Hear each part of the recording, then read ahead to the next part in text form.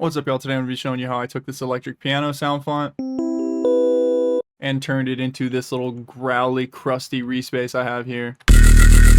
And then how I used it in this whip that I'm working on. Clear like a diamond in your ring. Got to mirror your intention. Oversized, overwhelmed. Shine of wishes caught my eye.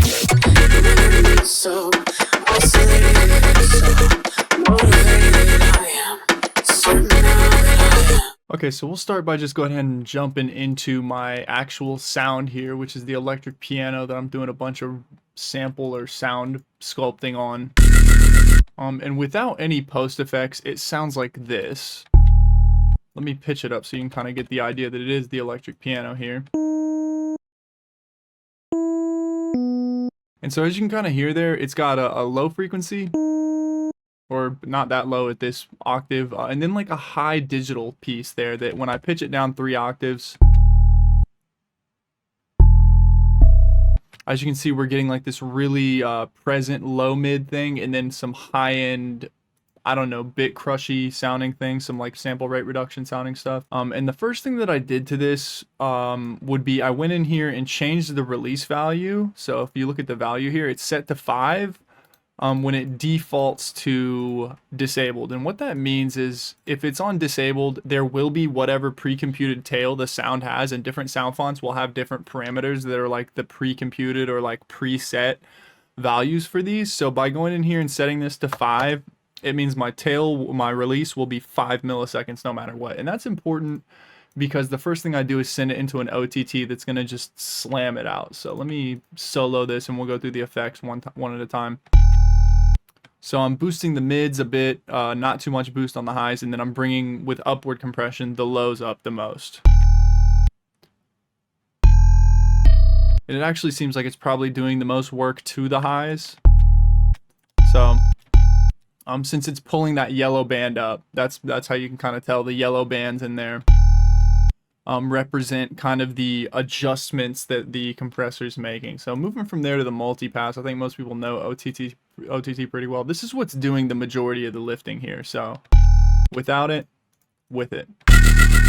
So what this is doing is multipass is a multi-band effects unit, which means each of these bands set by this little line here, like this is the low band soloed out, this is the mid band soloed out, and this is the high band soloed out.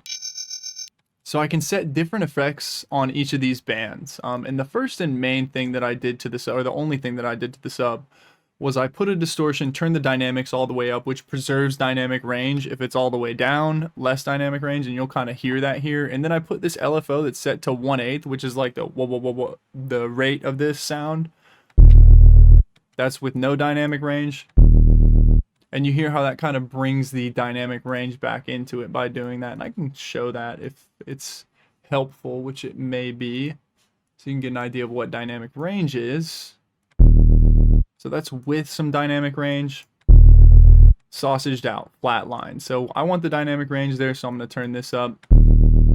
And as you can see, it's just wubbing those low mids a lot. So then we'll go into the mid band, and this is what's kind of the big bass of this sound, and we'll do these one at a time too. So first a chorus, just giving some width to the mid range there.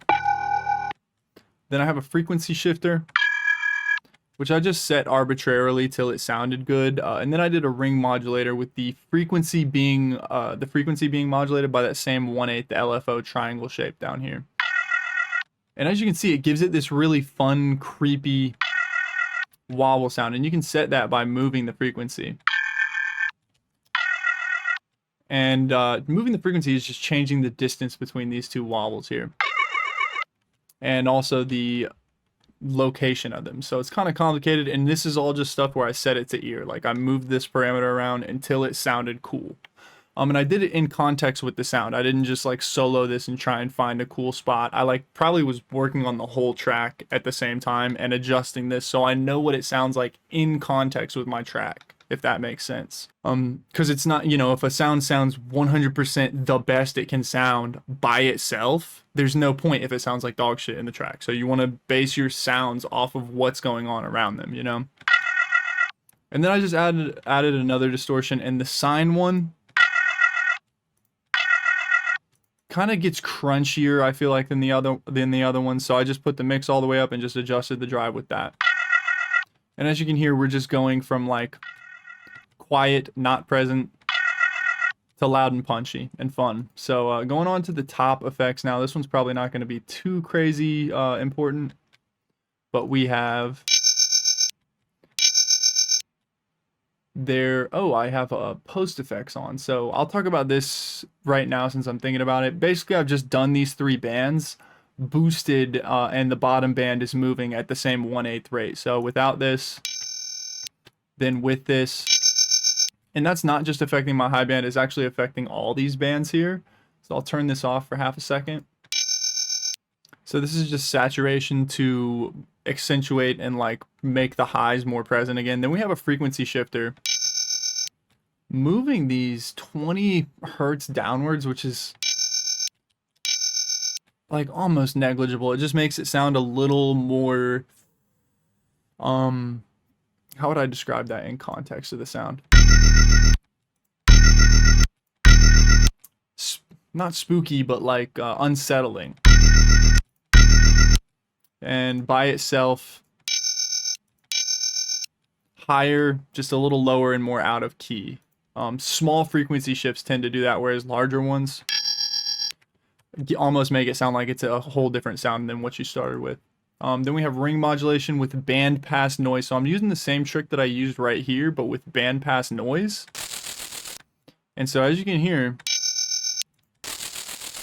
that frequency shift is probably not necessary because the ring modulation is just killing that. And there's a little bit of stereo spread on it. And in the context of the sound, after I put this high pass on it, it's just giving me like a crunchy, distorted sounding high end to this. So that's with the ring mod. This is without it. So very clean, kind of dirty then. So then we got the 3-band EQ that I already explained. And as you can hear, like by adding that EQ, it just makes it more of a rolling sound and less of a static one. So I'm sorry that took so long, but that's going to be the most complicated thing in here because the rest of this is just pretty self-explanatory stuff. So we have an OTT, really bringing the frequencies up. I didn't do the highs that much, but I'm not going to adjust any of this. You can kind of just look at this here. I brought the time down a little bit and the depth quite a bit down. Then we have a compressor that's going to compress all the bands. And as you can hear, that's a really kind of gluing type thing that's going on there. Then the next thing I do is some EQing, some kind of creative EQing here. So I'm boosting this kind of mean sounding mid-range, just boosting the sub a bit, and then the most boosting on that crunchy high piece. Then I send it through a transient shaper, which is because something happens after these last couple effects. So then another EQ. And as you can hear, I'm kind of getting out of computer latency or whatever there. So we'll put the last EQ on again. So this is just to remove a band. And as you can hear, that just cleans up some space. Honestly, this is more of a mixing EQ because my drums are really present right here. So that's to kind of make space for those. And then we have the shapeshifter, which is like a really heavy upwards downwards compressor. And look at how clippy the beginning of this is once I add this. So without it, pretty clippy, but not as noticeable. Then just super clicky. So I put a transient shaper and pulled the attack down and turned the speed all the way up to get rid of some of that clippiness, some of that clickiness. So that's that sound. There is one more layer to it though, and that is, it's just this little sound that I took here, which is like a sound design dump that I did.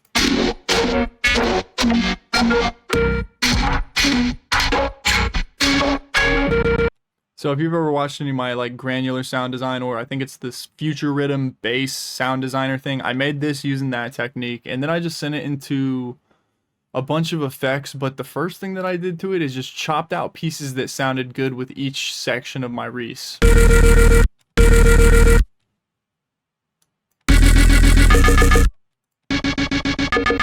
And as you can hear, it's really full bodied and there's a ton of space taken up there. And it even switches halfway through, so if I play it in context.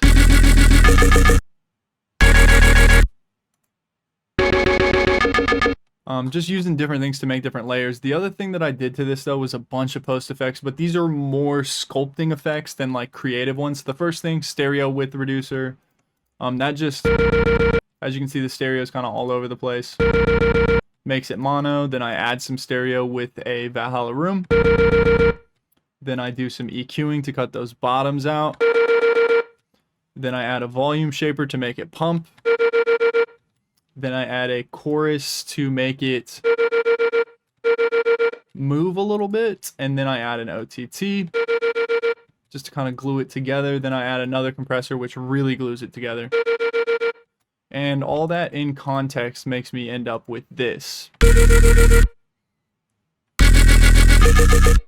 which is just a nice top layer to this. I might even do some more layering to it later. And so that's pretty much it as far as sound design. So I just want to talk for half a second about like what makes this flow well as a piece compositionally. So we basically have a call and respond with the drums. It is these first 4 drums of each section, these parts right here, that respond with these sections. And then on the response, I bring this layer in.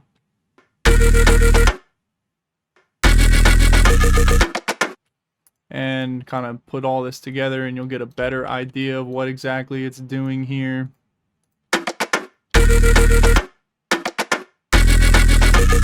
And then I have these little sound design flourish layers here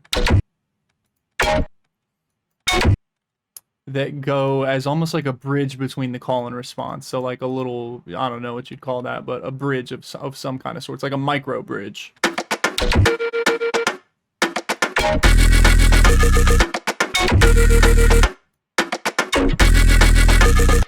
Then we have this like tension filler here. That's just basically one of the samples from one of the Patreon packs. I think it's either it's one of my sample packs that's out there. You know it if you know it. And then a little Reese growl that I've kind of done a bend on, except I accidentally deleted it, so that's fine. And then when you add the vocal back, it just kind of brings it all together. Clear like a diamond in your ring. Got to mirror your intention. But you already heard that at the beginning. And so that's going to do it for this one, y'all. Hopefully you got something useful out of this. Thank you for watching. I do Patreon. If you want to sign up for Patreon, you'll get like 500 samples or 400 samples right now. The past 5 months of samples for $3, which is going to change soon. So just be ready for that. And then I sell samples on Gumroad if you want to get some of those. If not, thank you for watching. I will see you in the next one.